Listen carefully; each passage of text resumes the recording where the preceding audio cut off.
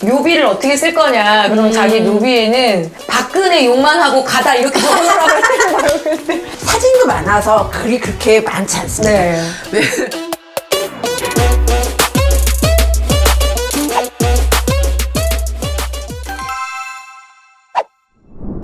책 인보지는 서평.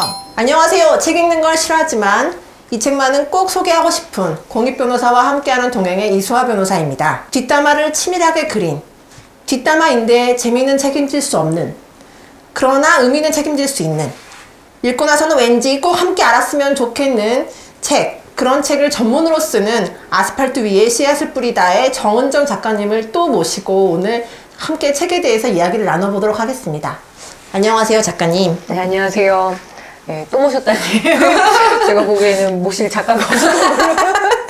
그리고 책임 더 주세요. 왜 책임을 못 지시는지 지금. 아스팔트 위에 씨앗을 뿌리다. 백남기 농민 투쟁기록 작가 정은정입니다.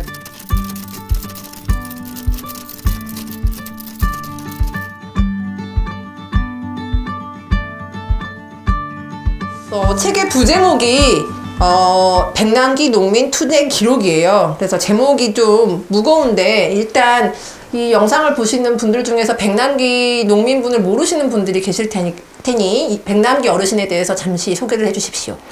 백남기 농민은 정말 농민이에요. 보통 막 열사 막 이렇게 이야기를 붙이고 하는데 농민 스스로도 그랬고 가족들도 그냥 우리는 이제 백남기 농민이라 불러다오 해서 백남기 농민이 정식 언명이고요. 그러니까 호칭할 때 네.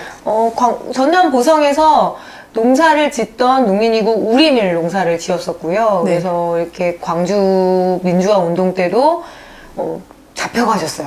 네. 이제 그 당시 이제 중앙대학교 총학생회장이셨었거든요. 근데 바로 일요일 날 검거가 돼서 고문 끝에 네. 복역을 하고 그리고 이제 출소를 하신 다음에 결혼하셔서 자기는 그 당시에 이제 많은 그렇게 민주화 운동에 나섰던 선각자라는 표현은 좀 그런데 그 당시에 대학의 학력을 가졌다는 거는 이 사회의 엘리트거든요. 그렇죠.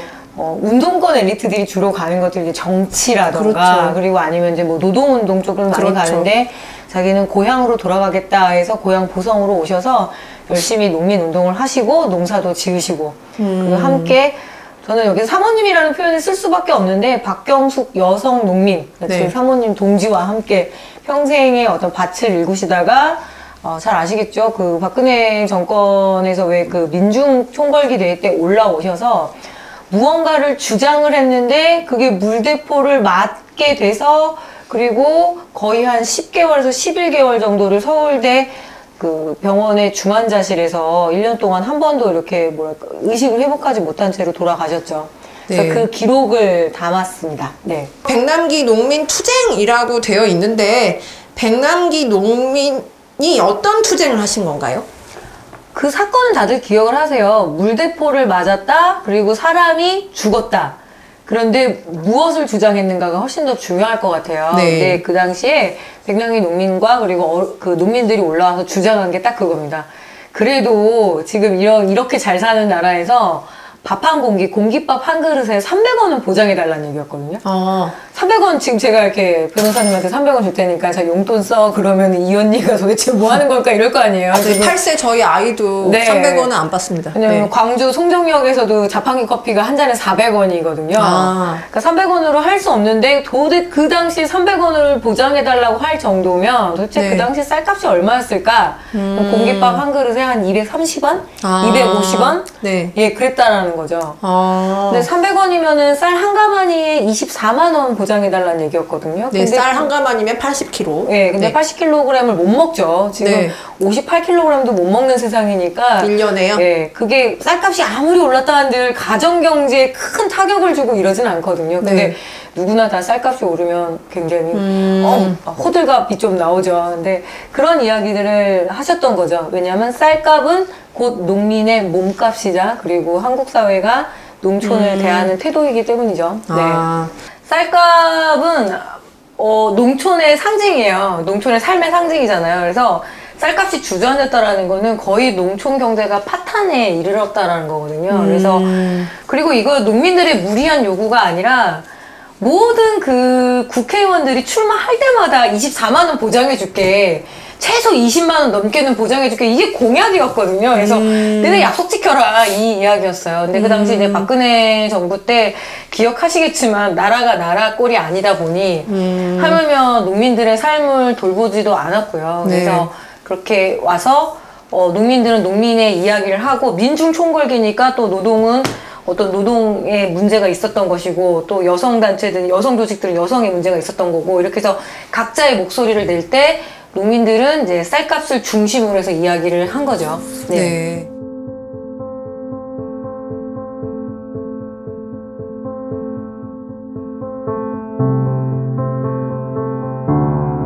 가장 마지막까지 정말 이거는 꼭 담을까 말까 엄청나게 고민했던 어떤 분 아니면 어떤 일화 같은 게 있을까요?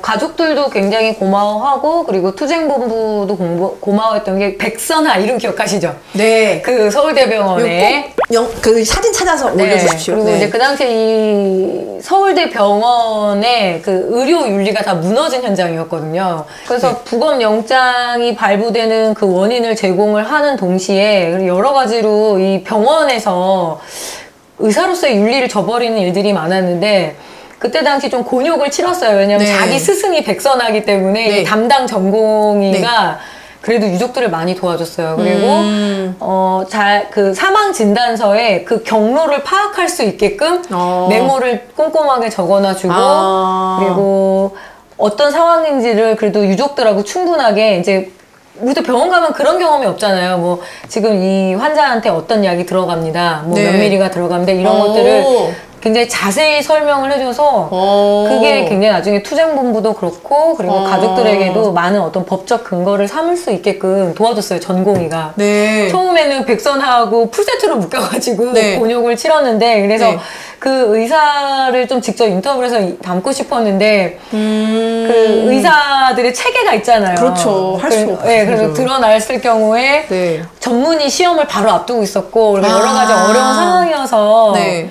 좀 보호도 해야 되는데 네. 그 에피소드는 고마웠고 그래서 아주 살짝 남겼죠. 굉장히 유족들이 고마워한다. 네. 그래서 그 한마디는 꼭 남기고 싶었습니다. 그분이 서울대에 남았었어야 될 텐데요. 네. 네, 참고로 이제 좀 잠깐 이 상황을 모르시는 분들을 위해서 설명을 하자면, 당시에 이제 백남기 농민이 이제 2016년 9월에 이제 사망을 하게 되는데요. 사망을 하고 나서 그 사망 진단서에 어떤 이유로 죽었는가 의사가 남기게 돼 있어요. 근데 이제 그 남기게 되는 과정에서 백남기 농민이 분명히 물대포에 의해서 충격을 받고 외부적인 이유로 그 병원에 입원하게 되었음에도 불구하고 사망 진단서에 처음에 외인사로 쓰는 게 상식적인데 백선아 교수가 백선아 교수가 외인사가 아닌 병사로 남기라, 요렇게 외압을 가했던 그런 사안입니다. 그리고 거기 하나 더, 그 사망신고를 하러 갔을 때, 그 부분에서 또 도와준 보성군, 예, 그 면사무소로 해야 되나요? 네. 거기 또 지역의 공무원들이 눈 밝은 어떤 여성 공무원이 네. 좀 사망신고를 조금 기다려 봐달라. 왜냐하면 지금 이대로 해버리면 네. 여러 가지로 추후에 문제가 생길 수도 있겠구나 해서 그렇게 약간 그런 느낌 있잖아요. 길섭회에 네. 의인들이 네. 그런 작은 영웅들이 다 이렇게 머물러 있었던 거죠. 저도 좀 더 찾아봐야 되는데 뭐랄까 진단서하고 뭔가 일치가 안 되고 이랬을 때는 네. 그래서 그 부분에서 안 받아 조금만 더 기다려 보시라고 해가지고 그런 것들을 좀 눈 밝게 행정적으로 처리를 해준 공무원들도 있었고 네. 그러니까 정말 길섭해 작은 영웅들과 함께 만들어간 투쟁이기도 하고 그래서 훨씬 더 의미가 있는 것 같아요. 이 투쟁, 백남기 어르신이 한 투쟁의 기록이라기보다도 그 주변에서 끝까지 함께했던 사람들의 기록인 측면이 더 있어 보여요. 그래서 정확히 둘 중에서 어떤 것을 더 집중해서 포커스를 하셨는지, 아니면 둘 다를 하셨는지, 그랬다면 이유가 어떻게 되는지 여쭤보고 싶습니다. 백남기 농민 평전, 그렇게는 안 했거든요. 그러니까 평전이 아니다라는 것을 여러 차례 밝혔어요. 네. 이거는 한 사람의 어떤 영웅담을 적은 것도 아니고, 그리고 네. 뭐 그 가족들이 어떤 시련, 당연히 그런 이야기는 있지만, 오히려 저는 이 백남기 농민들, 그러니까 복수로서의 백남기 농민들의 이야기를 담고 싶었습니다. 그러니까 쌀값이라고 하나 이렇게 상징되는 그 농민 투쟁의 이야기를 담기도 했고요. 그리고 여기서 제가 많이 다루고 싶었던 건 뭐냐면 이런 싸움의 흐름들을 만들어갈 때는 너무나 많은 사람들의 정성과 성의가 있거든요. 기억 남는 문장은 145쪽에 그냥 제가 싸움은 곧 살림이다 라고 써놨거든요. 네. 이거는 어떤 이야기냐면 광주에 와서 그 5.18 운동 조직들을 만났어요. 너무 신나게 목표가 있었대요. 그래서 왜 이 운동이 목표가 있다? 운동은 모르겠고 네. 바람에도 쓰러지지 않는 천막을 네. 어떻게 만들 것이냐 이런 이야기를 하시는 거예요. 아, 정말요? 네, 그리고 이제 이 튼튼하게 천막을 만들고 그리고 추모객이 오든가 안 오든가 네. 항상 여기가 비어있지 않게끔 이 장소를 유지하는 것. 돌이켜보니까 서울에서도 서울대병원 앞에서 거의 1년간을 이렇게 천막 농성이 있었는데 네. 그거 닦아야죠. 보수해야 되죠. 전기 끌어와야 되죠. 그래서 그런 부분들이 저도 미처 몰랐었는데 우리가 왜 되게 큰 집회를 나가면 소위 말하는 그 화이바 네. 아시바 쌓는다 그러잖아요. 아시바 쌓는다 그러죠. 화이바는 머리 쓰는 거고. 네, 참고하면 부탁드립니다. 네, 아시바 네. 쌓고 뭐 그리고 뭐 그 음향 체크하고 네. 이런 것들이 굉장히 중요한데 늘 마이크 잡는 사람은 기억을 하죠. 그렇죠. 그래서 그런 살림살이를 알뜰하게 꾸민 사람들의 이야기들을 담고 싶었고 그렇기 때문에 장기적으로 농성을 할 수가 있었던 거죠. 그래서 싸움은 곧 살림이다. 이 문장을 제가 꼭 한번 이야기하고 싶었습니다. 그것도 재밌더라고요. 그 제가 책에 남겨놨는데 점점 이렇게 농민회에서 이렇게 당번 정해서 올라오시거든요. 네. 올라오시니까 다 오셔가지고 이렇게 해가지고 어떻게 버티냐 이러면서 비닐도 되게 두껍고 좋은 비닐이 비닐하우스용 비닐이거든요. 그런 걸 자꾸 개보수 공사를 하게 되는 거예요. 나중에는 천막이 점점 골격을 되게 잘 갖추고 그리고 뭐 이동식 에어컨도 하나 갖다 놓고 이동식 에어컨. 난방기도 갖다 놓고 그다음에 이제 생수한 정수기도 갖다 놓고 점점 뭔가 꼴이 갖춰져서 네.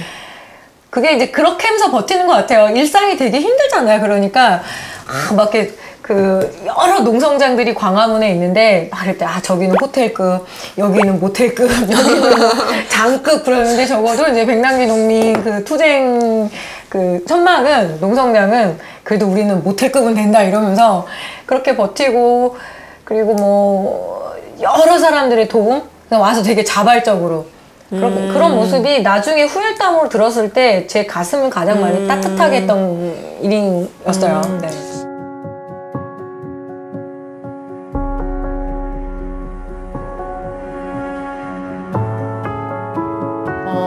저 이제 변호사니까 가장 이제 관심이 많은 부분이고 그리고 사실은 제가 그때 대리인단 텔레그램 방에 눈팅만 하고 있었어요. 왜냐면 저는 그때 아이가 막 태어나가지고 몇 개월 되지 않았던 때였거든요. 그래서 굉장히 안타까운 마음으로 그 텔레그램을 지켜볼 수밖에 없었던 것인데 저는 이제 개인적으로 그 어르신이 이제 현장에서 경찰이 물대포를 직사해서 쏴가지고 바로 쓰러져서 미동도 없으세요. 근데 이제 그렇게 미동도 없는 사람한테 물대포를 계속 몇십 초간, 20초간 계속 직사를 해요. 그래가지고 사람들이 거기 다가가지도 못하면서 이제 그렇게 겨우 구해내서 이렇게 하셔가지고 머리를 크게 다치셔서 이제 결국에는 이제 돌아가신 거거든요. 일도 있을 수 없는 일인데, 더 있을 수 없는 일은 이제 돌아가시고 나서 그 다음에 검찰과 경찰이 부검영장을 들고 나와가지고 부검을 하겠다고 하는 것 자체가 정말 있을 수 없는 일이거든요. 왜냐하면 부검이라고 하는 거는, 사인을 알 수 없을 때, 유족이 원해서 하는 거거든요. 사인을 알 수 없을 때. 근데 이 경우에는 사인이 명백해요. 사인이 명백한데, 이쪽 사람들의 핑계는 뭐냐면, 이제 백남기 어르신께서 거의 1년 가까이를 그렇게 버텨주신 건 정말 기적적인 일입니다. 근데 이제 오히려 그걸 핑계로 해가지고 그때 바로 죽지 않지 않았냐, 부검을 해보자 이렇게 들고 나오는 이거는 정말 법적으로도 있을 수 없는 그런 일이라고 생각하는데 네. 장례가 41일 동안 치러지지 않았던 이유 중에 하나가 그러니까 거의 그러니까 임종이 임박을 해서 장례위가 되게 빨리빨리 움직이고 또 공교롭게도 칠순 생신이 바로 다음 날이었거든요. 그래서 칠순잔치라고 그때 이제 광주 가톨릭 농민회에서 막 떡하고 막 밥하고 왜 또 홍어를 갖고 오셔가지고 홍어 무침을 갖고 오셔서 네. 약간 흔전만전했어요. 네. 그러니까 슬프기도 하지만 또 네. 그래도 또 칠순잔치기도 하고 그래서 그렇게 하고 있는데 이제 임종이 임박한다고 했는데 벌써 경찰들이 그 소식을 듣고 그러니까 서울대 병원에서 계속 소식을 듣고 있는 거예요. 지금 그렇죠. 환자 상태가 어떻다. 사실 개인의 의료 정보를 그런 식으로 그렇죠. 계속 내보냈다라는 게 천인공노할 일인데 네. 그러자마자 바로 부검영장이 떨어져서 그 당시에 이제 유족들의 아주 확고한 의지가 있었거든요. 내 남편이 그리고 우리 아버지가 이런 공권력에 의해서 이렇게 죽게 되었는데 또 거기 공권력에 그 시신을 맡길 수 없다라는 의지가 되게 강했고요.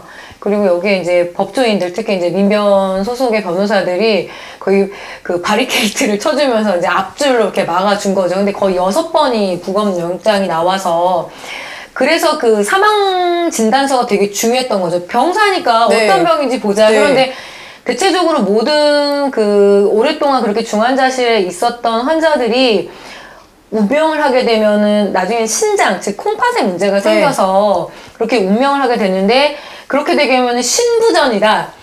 봐봐라 병이 있었지 않느냐 이제 이런 식으로 될 수 있는 확률이 되게 있을 수도 있고 네. 경험이 없지 않은 거죠. 노수성 열사라고 저 이제 학교 다닐 때 네. 1996년이었는데 네, 저는 97학번이고요. 예. 전년도 고3 때. 예, 네. 그 연세대의 노수성 열사가 죽게 됐고 그래서 그 부검을 이제 가족들이 네. 요청하고 또 당숙이 의사였기 네. 때문에 아. 그래서 인도주의 시청 의사회에서도 나오고 하고서 전문가들이 다 했는데 아주 약한 심장 변인이 있었던 거예요. 심근 뭐 심장병. 아. 근데 그게 발목을 잡았던 면이 있었던 거죠. 근데 그때 많이 주장했던 게 뭐냐 이 젊은 20대 청년이 네. 그냥 아무런 죽을 리가 외부의 없죠. 충격 아니고는 이 심장병으로 죽을 확률은 없다라고 했음에도 불구하고 그런 부분들이 있었고 또 장례 때 시신 탈취에 대한 네. 그 걱정들이 너무 많아서 예행 연수까지도 했었거든요. 아. 왜냐면 또 운명하시기 이제 뭐 이제 위독하다 이런 얘기가 있으니까 네. 그 투쟁본부들부터 해갖고 분명히 이제 영안실로 옮기는 그 과정에서 탈취에 문제가 네. 있을 수가 있어서 네. 그걸 애워싸기 시작한 거죠. 네, 아예 여러분 먹거든. 이게 있을 수 있는 일이라고 하겠지만 있을 이게 수- 다 예. 저희가 저희가 아니고 시민 사회가 그동안에 20, 30년 사이에 모두 경험했던 일이고요. 그리고 항진 중공업의 박창수 열사 이런 분들은 정말로 91년에 91년입니다. 그리고 2014년에 삼성전자 서비스 협력업체 노조 염호성 열사도요, 시신을 어떤 경우는 정말 그 장례식장 뒤에 벽을 뚫고 들어와가지고 시신을 탈취해서 가서 부검을 해가지고 사인이나 이런 것들도 우리가 확인을 하기도 어렵고 막 이렇게 되는 그런 게 실제로 여러 차례 있었기 때문에 그렇기 때문에 시신을 탈취된 이런 게 과연 너무 항상 상상 아니냐 하는 게 그게 아니고 실제로 있었던 일들이고요. 그래서 예행연수까지 했다니 네, 뭐 놀랍네요. 표현으로는 돌돌말이라 그래서 네. 그 탁 맞고 이렇게 이동하는 거 그리고 항상 감사했던 게 이제 세월호 유족들이었죠. 그 싸움에서는 항상 노란 옷을 입으면 그게 있었던 거. 자식을 잃은 진짜 아니면 눈에 뵐 것 없는 우리가 맡고 있으면 경찰들도 우리를 못 건드린다는 그게 딱 느낌이 있었대서 항상 앞자리를 딱 지키시는 거예요. 그리고 말할 수 없는 일들이 발생하게 한? 그리고 그 당시에 진짜 변호사님들이 오민혜 변호사님하고 손아람 변호사님이 인터뷰를 해주셨는데 그냥 잠만 자려고 그러면 옵니다. 그러면 택시를 타고 서초동에서 해화동에서 서초동 그거를 계속 왔다 갔다 하고 근데 나중에 그래도 승리의 기억이래요. 네. 한 번도 그렇게 부검영장이 떨어져서 네.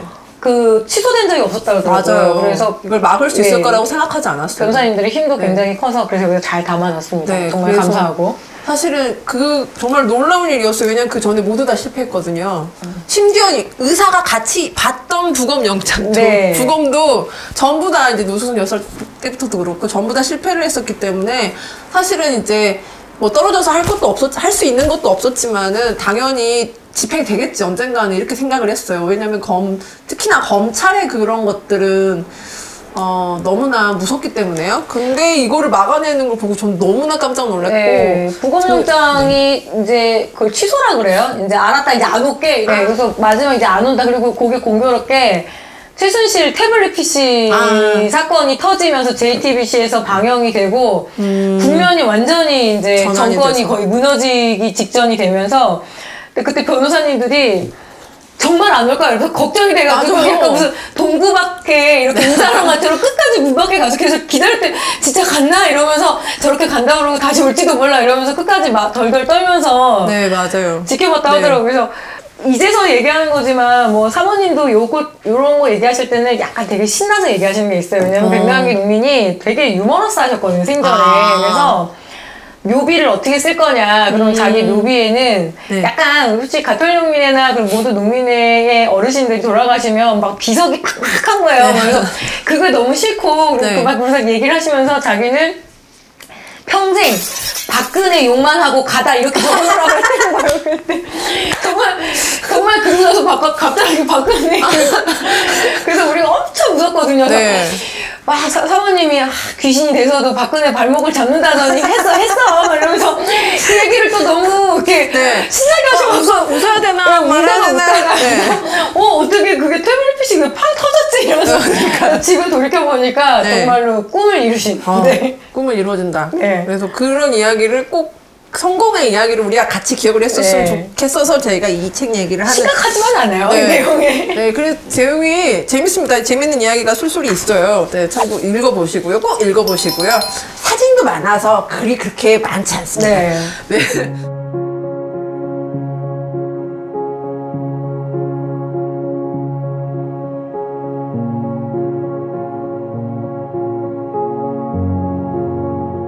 그리고 마지막에 이제 고 이한비 PD 이야기도 있는데 이분은 어떻게 연결이 되는 것인지 정말 궁금합니다. 지금 미디어 노동자들의 어떤 노동권 문제로 가장 운동을 열심히 하고 있는 한빛 미디어 노동자 센터의 그 이사장님이죠. 이용관 선생님이 고 이한비 PD, 그러니까 TVN CJ 엔터테인먼트라고 네. 하네요. 그 CJ 엔터테인먼트의 PD였는데요. 그 혼술남녀라는 드라마, 그러니까 청춘들의 어떤 쓸쓸함 그리고 성공 실패 이런 이야기를 담은 드라마의 제작 PD였거든요.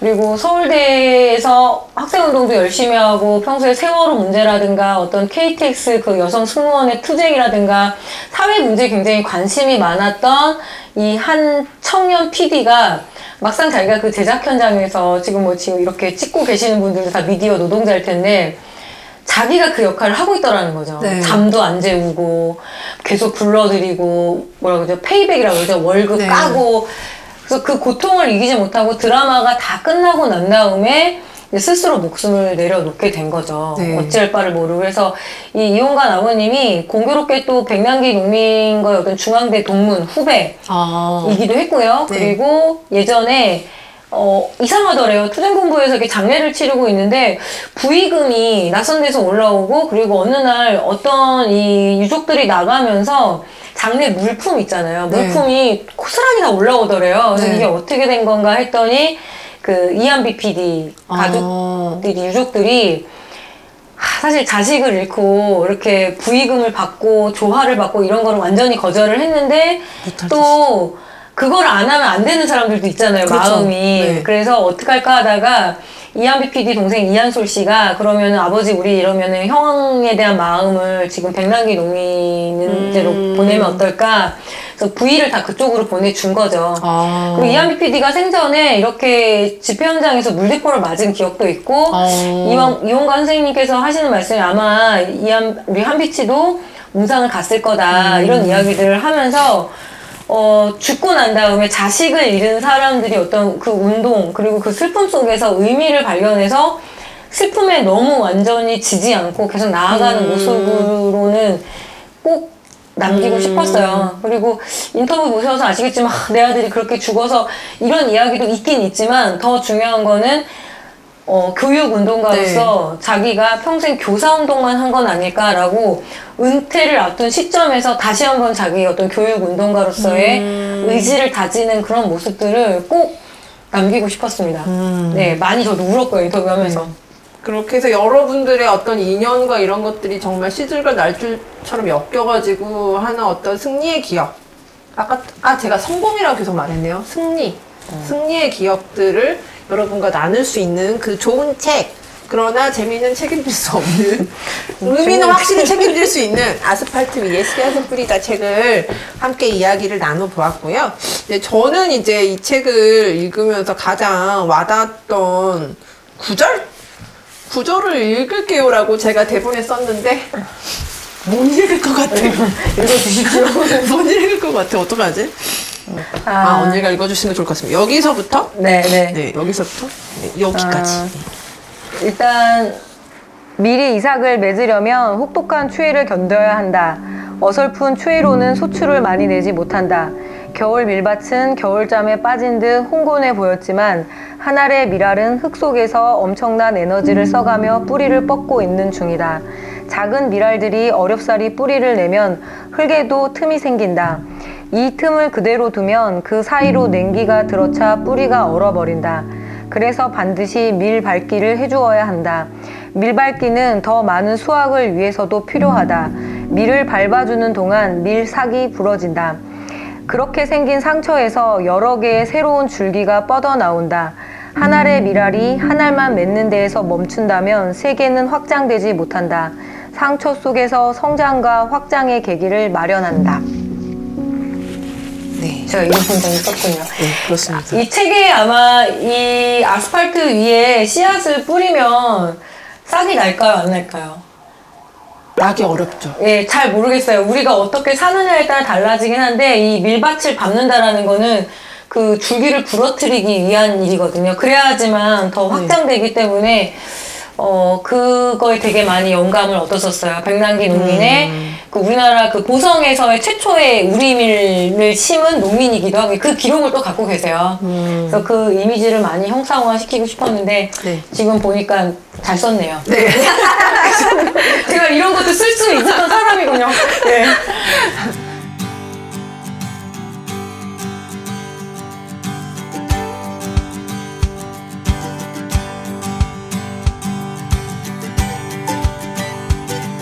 이제 나가면서 이제 마지막으로 하고 싶은 얘기는 이제 농민분들이 밀씨앗도 그렇고요, 쌀도 그렇고 가장 실한 씨앗을 골라서 뿌린다고 하십니다. 가장 실한 씨앗을 골라서 그것을 씨앗을 뿌리는데 사실 생각해 보세요. 가장 실한 씨앗은 팔기 가장 좋은 무량 품종이잖아요. 근데 이제 그거를 내년에 다른 성장을 기대하면서 그 씨앗이 정말 피어날지 아닐지도 모르는 곳에 다시 뿌려서 밟아서 또 이제 싹을 내는 그런 과정. 그런데 이제 그 씨앗을 가장 실한 씨앗을 아스팔트 위에 뿌렸을 때 어떻게 될까요? 와 관련된 이 책에 대해서 여러분이 함께 읽어주셨으면 좋을 것 같고요. 그리고 그런 어떤 마음이나 어떤 것들을 저도 잘 묻혀서 제가 쟁다는 건 아니고 이렇게 잘 묻혀서 동행도 그런 지향을 닮아서 활동하도록 노력하겠습니다. 그 밥 딜런의 그 음악 나오죠. 블로잉 인 더 윈드 배경음악 깔아주실 수 있으면 혹시 저작권에 걸리지 않는다면 깔아주시면 감사하겠습니다. 그 백남기 농민 장례미사 때 김희준 대주교님이 이 밥 딜런의 이 노래의 가사에 기반해서 강론을 해주셨어요. 바람은 답을 알고 있다고. 그래서 주교님도 이걸 꼭 들으시고 주교님 이야기를 꼭 담았는데요. 바람은 답을 알고 있을 것 같아요. 그래서.